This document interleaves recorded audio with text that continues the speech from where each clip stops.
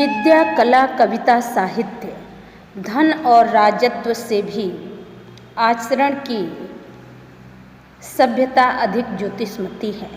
आचरण की सभ्यता को प्राप्त करके एक कंगाल आदमी भी राजाओं के दिल पर अपना प्रभुत्व जमा सकता है। इस सभ्यता के दर्शन से कला, साहित्य और संगीत को अद्भुत सिद्धि प्राप्त होती है।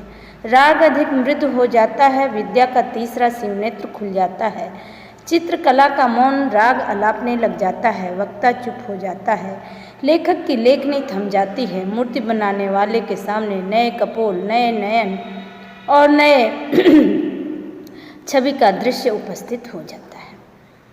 देखें, जैसा कि मैंने अभी बताया कि इस लेख में लेखक ने यह बताना चाहा है या इस निबंध के माध्यम से यह बताना चाहा है कि जहाँ पर सभ्य आचरण है, सभ्य आचरण की उपस्थिति है, वहाँ पर मानव के लिए कोई भी चीज़ अप्राप्य नहीं है। और लेखक ये कहना चाहता है कि इन सभी धनों से विद्या धन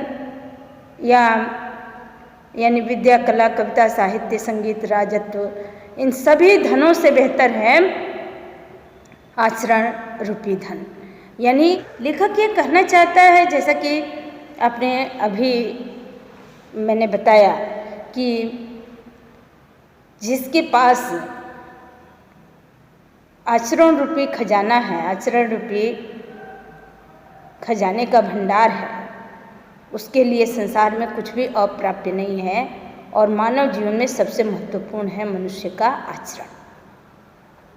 इसलिए आचरण, जो सभ्य आचरण है, जो सुंदर आचरण है, वो विद्या, कला, कविता, साहित्य, धन और राजत्व से भी अधिक महत्वपूर्ण है और ज्योतिषमती है।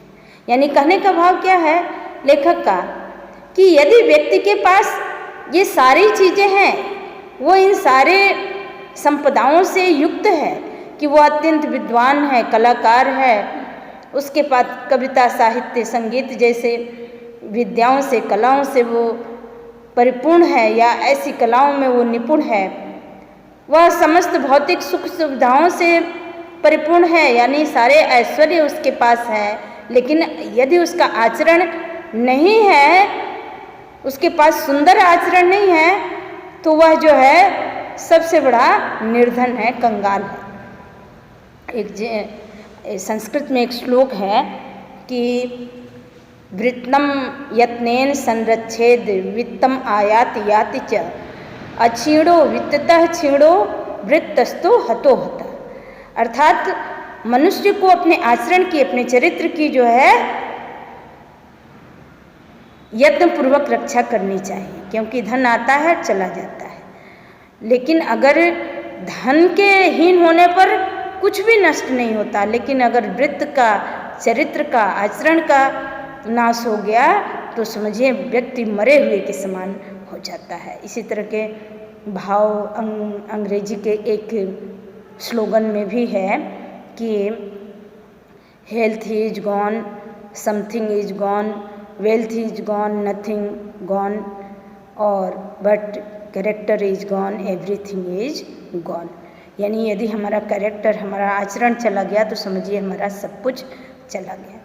और संस्कृत में भी कहा गया कि अगर हमारे वृत्त का, हमारे आचरण का या चरित्र का नाश हो गया तो समझिए कि हम मरे हुए के समान है।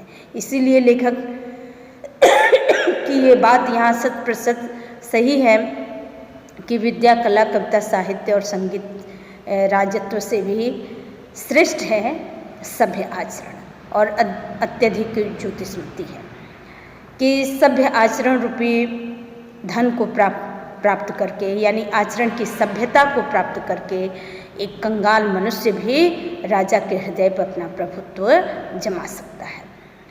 जहाँ पर इस सभ्यता का दर्शन होता है, उसके दर्शन से कला, साहित्य, संगीत को अद्भुत सिद्धि मिलती है। अर्थात मान लीजिए कि कोई व्यक्ति बहुत अच्छा कलाकार है या किसी विद्या में बिल्कुल पारंगत है, निपुण है, और उसके साथ साथ उसका आचरण भी उतना ही सुंदर है, तो एक तरह से कहते हैं ना सोने पर सुहागा हो जाना, यानी उसकी कला को, उसकी विद्या को एक अद्भुत सिद्धि प्राप्त हो जाती है। उसकी सारी चीज़ें जो है सबके लिए ग्राह्य हो जाती है या सब उसको सिरोधार्य करते हैं। राग अधिक मृदु हो जाता है, विद्या का तीसरा शिव नेत्र खुल जाता है, चित्रकला का मौन राग अलापने लग जाता है। यानी व्यक्ति बहुत अच्छा गायक है और साथ में उसका आचरण भी उतना ही सुंदर है, तो उसका जो राग है वो हमें और अधिक मधुर लगने लगता है, मीठा लगने लगता है, सुरीला लगने लगता है या हमारे मन को अत्यधिक भा जाता है। लेकिन वहीं पर कोई व्यक्ति बहुत बेहतर गाता तो है लेकिन आचरण उसका सुंदर नहीं है, तो उसके कला में जो है सुंदरता होने के बावजूद भी उसका आचरण सुंदर नहीं है, तो वो हमें अच्छा नहीं लगता। इसीलिए लेखक यहाँ कहना चाहता है कि इस कला के या इस सभ्यता के दर्शन मात्र से ही जो है जो समस्त कलाएं हैं, यानी कला, साहित्य, संगीत, ये सब कुछ अद्भुत सिद्धि को प्राप्त कर लेते हैं। देखिए, जीवन भी एक कला है। जीवन के विविध क्षेत्रों में जो कुछ भी हम सीखते हैं वो भी एक तरह का कला ही है। लेकिन जब आचरण के धन को हम प्राप्त कर लेते हैं, यानी हम सुंदर आचरण से युक्त हो जाते हैं, तो हमारी समस्त कलाएं अद्भुत सिद्धि को प्राप्त करती हैं।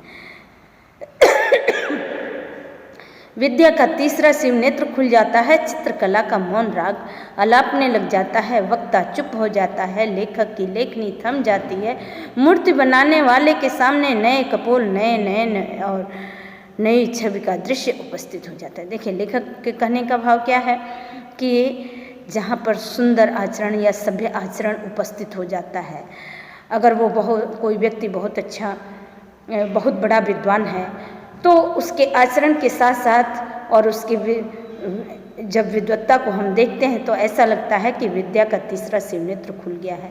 उसकी चित्रकला भी हमें ऐसी लगती है कि उसकी चित्रकला का मौन भी जो है कुछ कहने लगा है, कुछ गाने लगा है। और ऐसे में जो है एक, जैसे कि कोई चित्रकार है, तो किसी चित्रकार के सामने किसी सभ्य आचरण वाले व्यक्ति कि यदि